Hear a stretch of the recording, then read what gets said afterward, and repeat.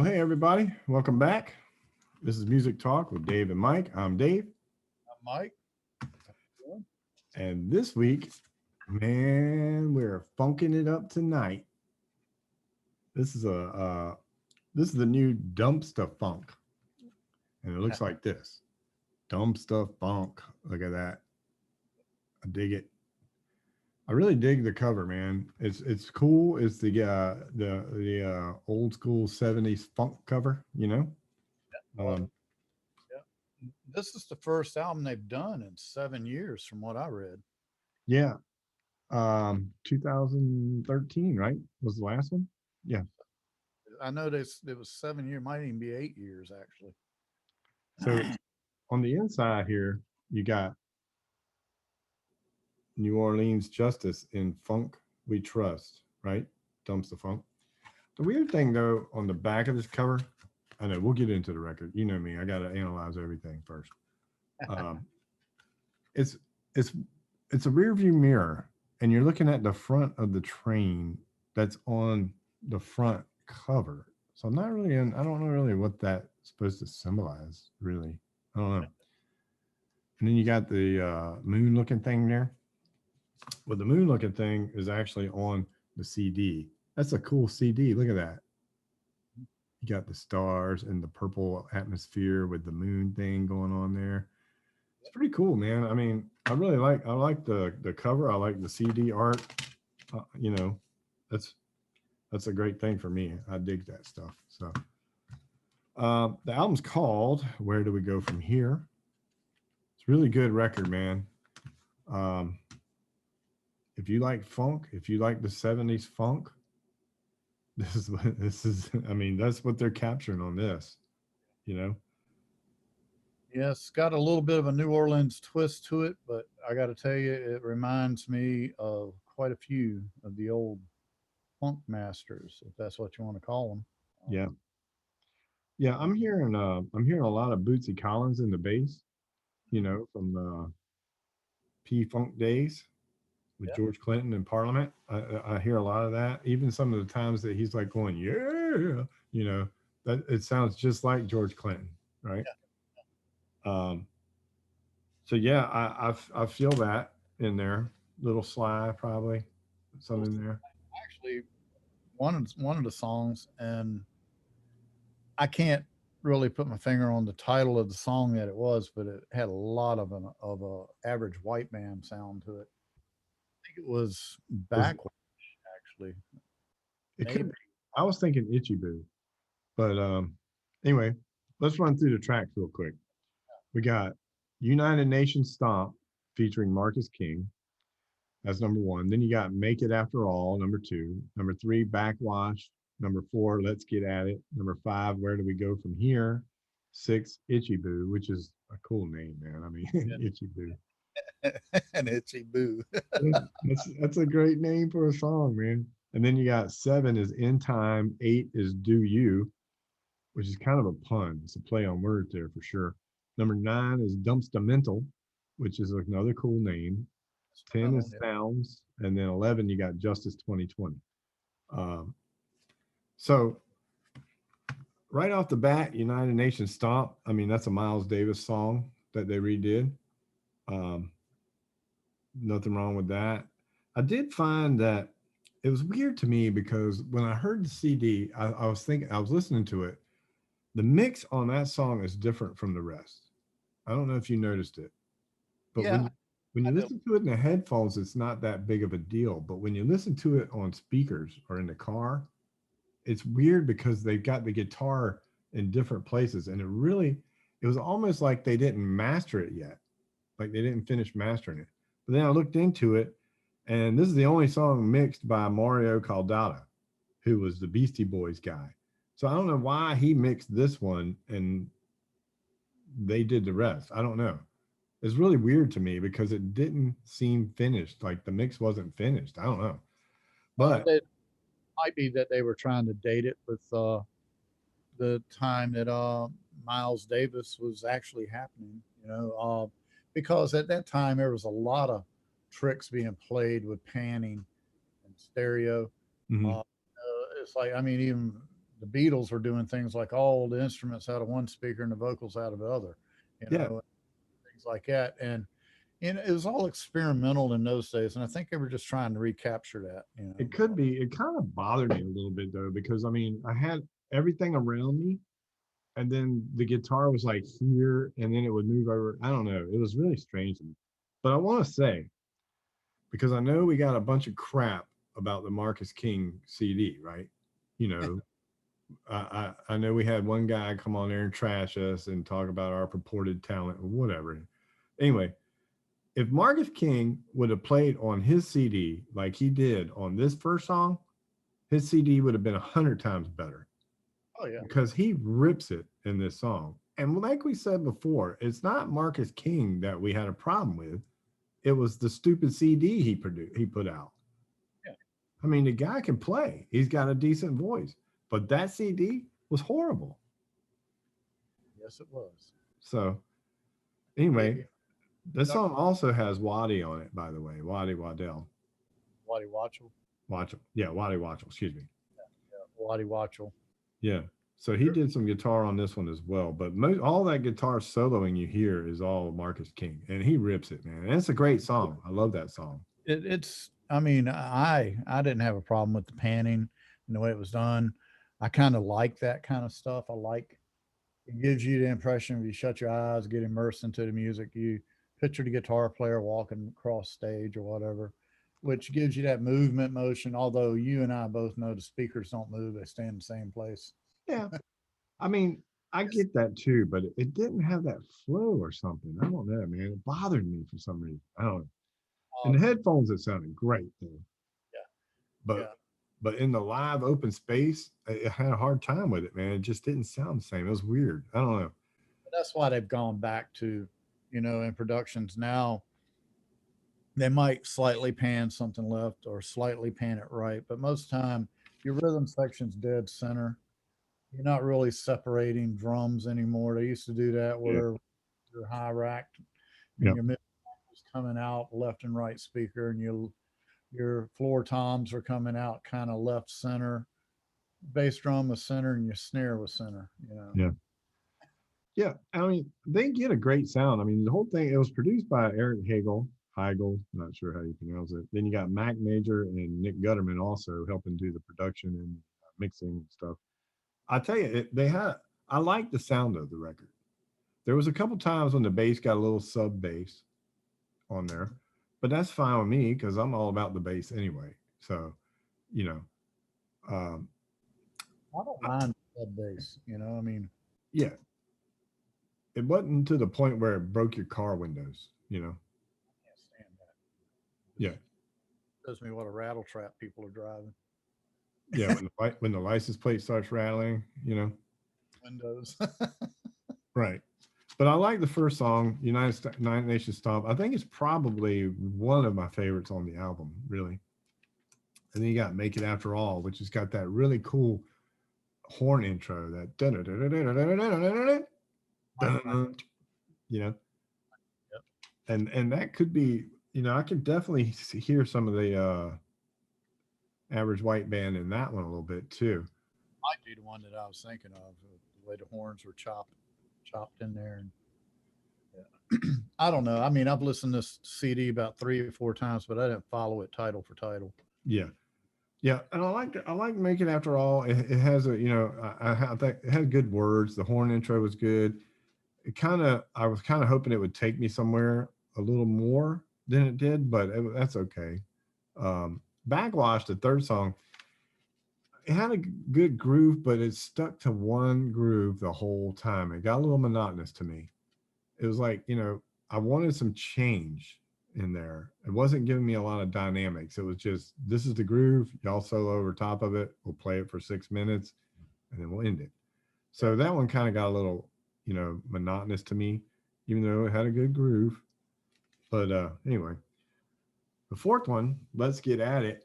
Man, I want to see them do that live so bad because when they're sitting there going, let's get at it, the crowd's just going to go, get it. I mean, I can just hear the crowd right now just saying that. So that was also a remake. That song. Let's Oh, get at was it. it really? Let's get at it. That was another. Well, it says it was written by Ivan Neville, Oh. a guy named Gerald Tillman and Ivan Neville. The LP also includes reworked versions of Blackmail's 1975 gem, Let's Get At It, and Sly and the Family Stones In Time. I knew the In Time was a Sly Family Stones. Yeah, that has his name on here. Yeah. Um, which is why it sounds a lot like Sly. Yeah. and let's get at it. I'm guessing they just reworked it a little bit and used Ivan Neville's arrangement. Maybe that's why they're giving him credit. Rearranged. He might have even written a verse or something in there and added it. Could You know, be, could be. that way. Yeah, I mean, not taken away from him, but they, like I say, they were definitely listening on this readout that I got Mhm. with Blackmail's 1975. I don't even know who Blackmail is. It might have been a regional band at the time Could be. down there in New Orleans. Yeah. And then after that, we had Where Do We Go From Here, which is kind of a song sort of about Hurricane Katrina. Because when Katrina hit, it was kind of like, where do we go from here? So I think they kind of wrote it for the 15th anniversary for Katrina, which is a good song, really good song. And then you got Itchy Boo, which it's got as funky as a beat and rhythm as it does a name, right? I mean, Itchy Boo, come on, man. I don't care who you are. If you don't like a song named Itchy Boo, there's something wrong with you. I mean, that just makes me happy just saying the name. You know, I mean, can you imagine being a DJ at a record radio station and saying, and the next song is Itchy Boo? I mean, how you not love that, right? And it's got a great funk to it, man. I mean, that rhythm and the bass and drums, man, it's just tight. It's good. I love it. Back in the day when you had the live DJs in the clubs with the bands. Yeah, yeah. I mean, I can see it right now, man. All right, y'all get out there on that dance floor. We're gonna put on Itchy Boo. You know, They'll be dragging your butts. I would get out there. I can't dance because I'm white, and white people can't dance. But I'd get out there on Itchy Boo. I ain't gonna lie to you. You're gonna play it. I'm gonna dance to it. I'm gonna look stupid doing it, but drink a couple drinks and I'll be right there in the middle of it, man. I don't care. And then you got the next song is In Time, which is the one that was the Sly Stone. But man, I tell you, that drummer in that song, when he's doing that syncopated stuff in the chorus part, it sounds like it's a weird timing, but it's not. It's just the way he syncopates everything. It was like the first time I heard it, I'm like, man, is that a weird timing? I was thinking it was like like a 9/8 or something, right? And then I started listening to it, and I'm like, no, he's doing a regular 4/4 time, but just the way he syncopates it on that, it's crazy. And then the bass is over top of it, so it's really cool. I mean, you can definitely hear the Bootsy thing going on in there. So, Yeah, yeah. I mean, I'm totally impressed with the album all the way around. yeah, It makes me want to go out and buy their whole collection. yeah, I'm definitely gonna probably backstock that too. I'll go back. I think this is their fourth album, so I think they've only got three other ones. So I don't know if they have anything live because live they bring a bunch of people up. I think. Yeah, well, I mean, and that's the way they're listed as a jam band, Mm-hmm. a jam, R&B funk. Yeah, and like you were saying earlier, man, this is the kind of music you like to play. And me too, man. Because I mean, you get on this bass groove and this drum groove, man, and it's just bass drums, and after that, who cares what happens? Because you got the bass groove going and the drum groove going. You know, then we Thing is, get thing is with this kind of music, these songs need to be played live. I mean, you can't sit down and rehearse this stuff because yeah, magic happens with the adrenaline. And then once you get that adrenaline going, then you can capture it and run in the studio and go do it. I mean, yeah, and you're not going to play it the same twice. it's not going to be played the same way twice. No, It's yeah, like how many different versions of standing on shaky ground have you heard? yeah, exactly. you know, I mean, Right. I mean, I've never been one of the guys that likes to just play the song the way it is anyway. I Right. mean, I'll play it. I could play it the way it is, but I actually like to put my own stamp on it and change it a little bit because I mean, who wants to go hear somebody play the song exactly like they hear it on the radio? Even bands like Yes didn't play their stuff exactly like they did on the record. No, and I didn't want them to. And I mean, there were even times I remember I heard Rick Beato talking about them going on Heart of the Sunrise or something like that. Said, yeah, they did these vocals in the studio. And he said, but when you hear them live, they're different because they don't really remember how they did them in the studio. Well, not only that, I mean, they're playing these crazy things at the same time. It's like you can't do it, you know. So, but I remember I went and saw Bruce Hornsby one day at the amphitheater, a small amphitheater in Portsmouth, Virginia, and first thing he said was, "If you guys came to hear the song like you like on the CD, then you might as well just turn around and go home because we don't play them anything like the CD." And it was the one of the best shows, man. And it was one of those request ones. So basically, he played a song, and then he turned out to the crowd and he said, "What do y'all want to hear?" And everybody would just shout a song out, and he'd play it. And it was totally jazz style. Everything he played was totally jazz. He had his son playing guitar for him that night. It was super great show, man. Great Yeah. show. But just the point of him saying, if you want to hear it like on the record, just go home and play the record. Tonight, we're gonna have fun, you know. So anyway, it takes us to track 8, which is "Do You," and it's funny to me because it's like first it's like a question, "Do you?" and then at the end it's like just "Do you?" You know what I mean? So that's what I was saying earlier about there's like a pun, like a play on words there because it's like a we call it like a double entendre, whatever that word is. You know, I'm not a scholar, so you know, whatever. But I like the fact that it was like a question, and then it's like, just do you, you know. Then you get to track 9, and all the ones I have stars by, this one has a star by it. And the reason why this one has a star by it is because it's like Itchy Boo, man. It's got a great name, Dumpstamental. I mean, come on, man. Another one. How you not gonna like a song called Dumpstamental, right? I mean, you got the funk groove, the funk drums, it's rocking you, man. I mean, I love it, man. And then number 10 is Sounds. And that one actually is got it's kind of rocking, actually. It's got like a heavier guitar kind of like thing going on there. It's the only one that's a little different than the rest, the way it sounds. So it's a good song. And then 11, you got Justice 2020, which is a little bit of their like rebellion song, and that's fine. It's got a trombone shorty on that one, which you know trombone shorty. I watched a video of him and his partner on trumpet, Yeah. Earl, and they were just outdoors in a vacant lot in the neighborhood, just jamming away. Well, trombone shorty's not the same guy that's in the band. Yeah, I The know. guy in the band is Alex Wasili. And then their trumpet player is also Ryan Wither or Wither. But trombone shorty's a big time New Orleans band too. They do a lot of that. And they also got a rapper on here. And I'm reading the name, and to me it looks like Charlie Tuna. It is. Charlie Tuna, like Starkist. That's the only way I can pronounce it. I mean, it could be Charlie Tune. I don't know, but it looks to me like Charlie Tuna. Not sure. And I really like the song. I didn't really like the rapping in it very much. I thought they could have left that out. It would have been a better song to me. I just didn't feel like the rapping fit with the song. Because it had a great groove. And then the rap comes in and it's like, whatever. I mean, I guess they wanted it in there for what they were trying to pull off, but to me, the rapping didn't fit, in my opinion, you know.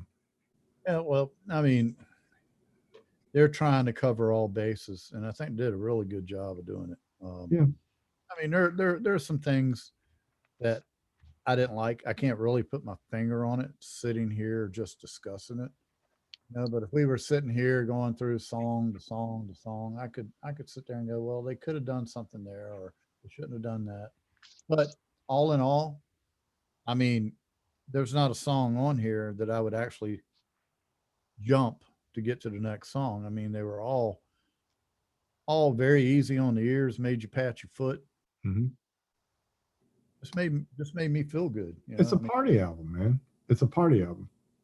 And with the rap stuff, I'm not a big rap fan, but as time has gone on, I've listened to some of the stuff these guys are saying, you know, and that's the way to prefer to put it out there. And it's not something I would run out and buy, but all props to them. I mean, I they mean, put, you know, I like rap, but to me, it just didn't fit in this song. right. That was the only problem I had with it. You know, I mean, I don't have any issues with rap. It's just that I was Yeah, enjoying the New Orleans trombone shorty, dumpster funkin', and then it got this rap part going on, and then but that's fine. I'm not going to hold it against them. I mean, it may take a little bit off of my scoring for it, but I mean, there's a couple things about the CD that I did have a problem with. Um, Mainly, some of the songs sound like they were unfinished to me. They sounded like they just took a groove, maybe two, and just played that, and that was it. And it was like, okay, we'll do this for 6 minutes. Next song, we'll play this for 6 minutes. Next song, we'll play this for 6 minutes. A few of them were just a little unfinished. They didn't have the dynamics that I was hoping for.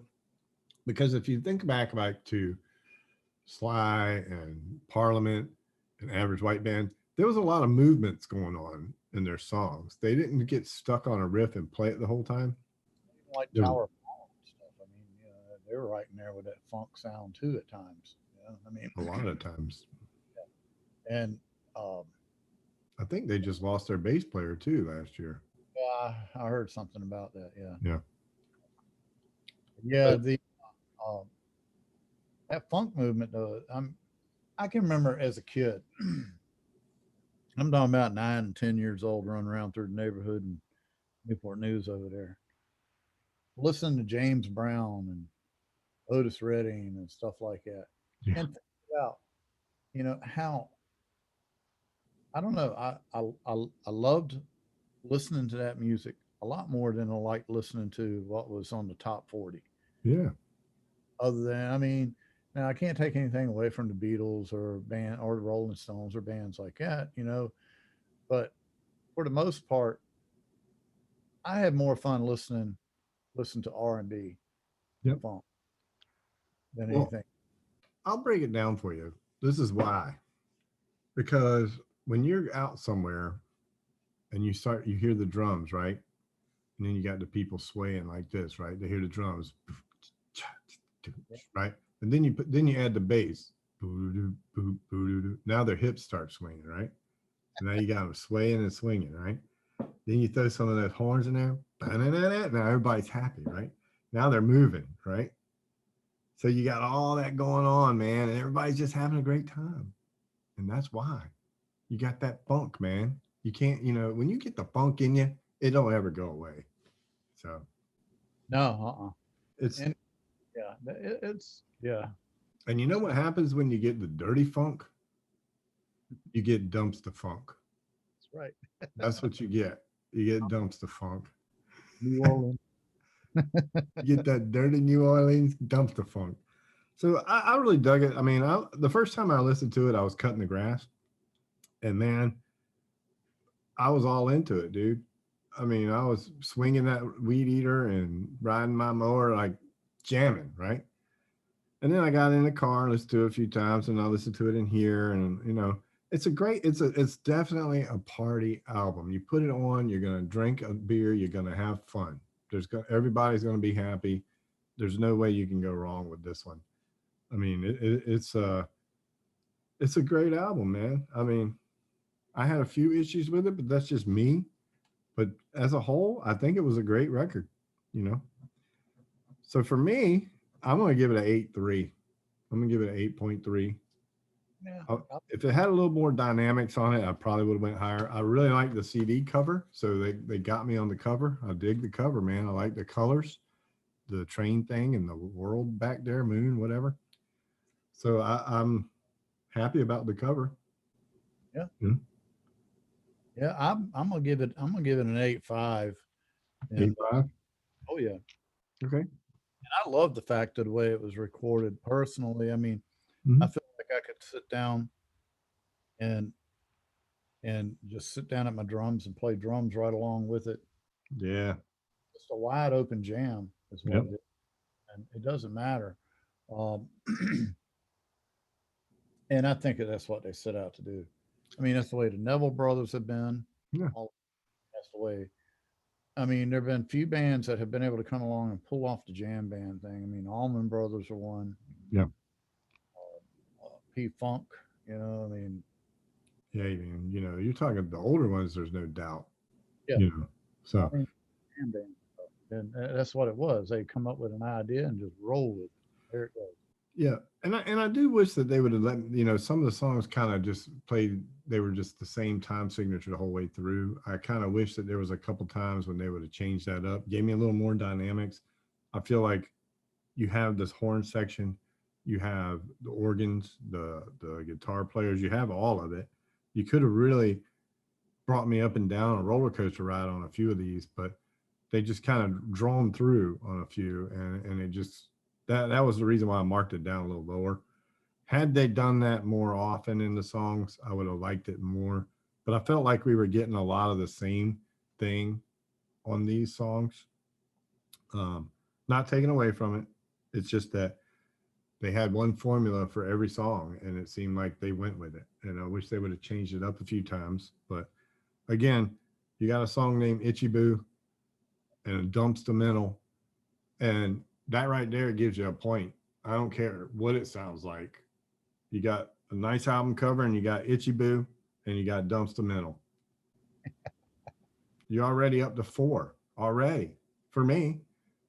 So now you add on the other songs that I really like, and that bumps you up to 8 easily.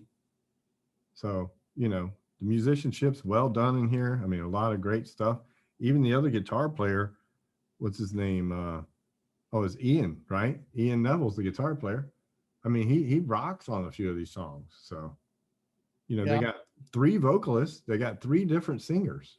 I wonder if he was the one that was playing guitar and that really rocking.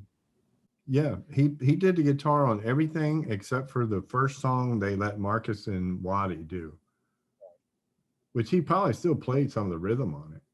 Oh, I'm sure. But the rest of the album was all Ian, from what I can tell. I don't think there was any other musicians credited in any of the other ones. Yeah, one thing I want to look up is they had an appearance on NPR, I guess, the World Cafe today, to discuss and perform songs from the album. And I want to look it up because this is back in 2020 when the video happened.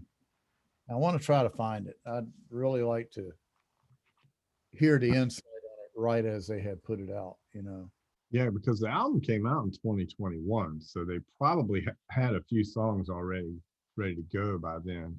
Yeah, I'm sure they had released a video here or there or something. But like I say, it's on NPR and it's got to be a pretty straightforward interview. There's no tricks and Yeah, stuff like that. And there's very little editing that goes on. yeah, So here's what you hear. yeah. So this one, to me, this is a keeper, man. I think y'all will enjoy this one if you like funk, if you're into the old style, old school funk. I mean, good bass, good drums, nice horn section for 2 dudes. I mean, they were ripping, man. So you got everything. You got all the elements. you know. Anyway, I gave it an 8.3. Mike gave it an 8.5. Dumpstaphunk. Excuse me, Dumpstaphunk. Dumpstaphunk is one of the songs you got to hear. But Dumpstaphunk, Where Do We Go From Here? Great album cover. Yeah, go check it out. Yep. And one thing to remember, this is the thing that they're all these artists are building up to get ready to start touring around and performing live. If they're Yeah, not all, a lot of small club stuff going on, but I think the arena stuff is going to kick in here probably about August, September. yeah, yeah. This one's worth it going. This is worth buying a ticket to. Oh yeah. This is gonna be a fun show. Yep, You know. yep. And the Dead Daisies too. Yeah, I'm definitely going to that too. Anyway, all right. Well, we'll wrap it up this week. Dumpstaphunk. Where to go from here? 8.3 for me, 8.5 for Mike. I think you'll enjoy it. Give it a listen. And until next time, y'all stay safe. That's right. And just want to remind you, just keep on listening to the music. Peace out.